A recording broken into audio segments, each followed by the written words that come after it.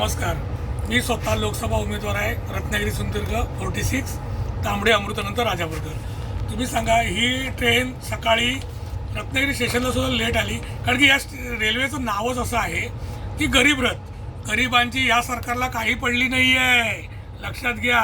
इथे लेट आली, इथे ठाण्यालाच सांगतात तुम्हाला उतरवून टाकतो. साहेबांची ऑर्डर आहे, स्टेशन मास्टरची ऑर्डर आहे की या लोकांना उतरवून टाका.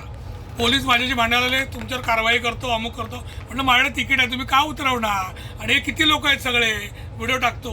माझ्याबरोबर एक हँडिकॅप आहेत, आमचे मित्र आहेत की जे खरोखरच बघा हँडिकॅप आहेत, त्यांचं सगळं आहे आपल्याकडे. बघा हँडिकॅप आहे, तर यांना आता कसं उतरवू मी तुम्हाला दाखवतोय. बघा इथे बाजूला कुठची पटरी नाही आहे किंवा काही उतरायला नाही आहे, आणि हे कसं उतरूया बघा. तर मी काय म्हणतोय की आता यांनी कसं उतरायचं, यांची सोय काय? 100 नंबरला पोलीस लोक फोन कट करायला लागले, 112 नंबर सुद्धा कट करतात, आणि हे लगेज बिगेज घेऊन कसं जायचं तुम्ही मला सांगा. आणि तुम्ही ठरवा की आता ह्या सरकारला किती मतदान करायचं. हे सरकार काय आहे हे रेल्वे मंत्र्यांपर्यंत गेलं पाहिजे, आणि ह्या स्टेशन मास्टरना पहिलं सस्पेंड केलं पाहिजे, यांच्यावर कारवाई झाली पाहिजे. याच्यासाठी मी आझाद मैदान किंवा एकनाथ शिंदे मुख्यमंत्र्यांच्या पण बंगल्यावर आंदोलन करणार. मी महाराष्ट्र नवनिर्माण सेना कार्यकर्ता आहे, आणि मी कार्यकर्ता राहणार नाही. कायमच मी लोकांसाठी काम करणार.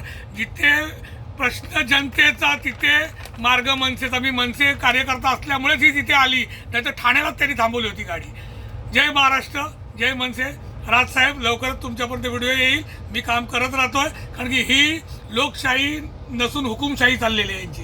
या अधिकारी जो आहे रेल्वेचा स्टेशन मास्टर, याच्यावर कारवाई 100% झाली पाहिजे, एवढीच विनंती. कारवाई झाल्याशिवाय हे लोक सुधारणार नाहीत. थँक्यू. आणि यांनी काय उत्तर दिलं होतं, ही गाडी बिघडली आहे, इंजिन बिघडलं आहे. हो, इंजिन बिघडलं तर ठाण्यापासून इथपर्यंत गाडी आली कशी काय सांगा मला. कितीतरी लोक आहेत. आता मी व्हिडिओ करत राहते, बाकीच्या डब्यात आहेत, आम्ही या डब्यात 2घच जण आहोत.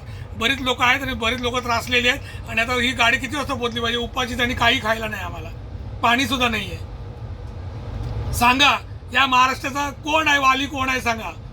राजसाहेब, आता तुमच्याशिवाय पर्याय नाही आहे लोकांना. तुम्ही ठरवा काय करायचं आणि कसं काय विधानसभा लढवायची. त्याशिवाय या राज्याला काही पर्याय राहणार नाही आहे, ही विनंती आहे. बघा सर, मी माझा प्रयत्न केला, ही ठाण्यावरून इथपर्यंत आणली, पण आता 4 स्टेशन पुढे आहेत, तर इथे गाडी मध्येच वाटेत थांबून ठेवली आहे लोकांनी. जय हिंद, जय महाराष्ट्र.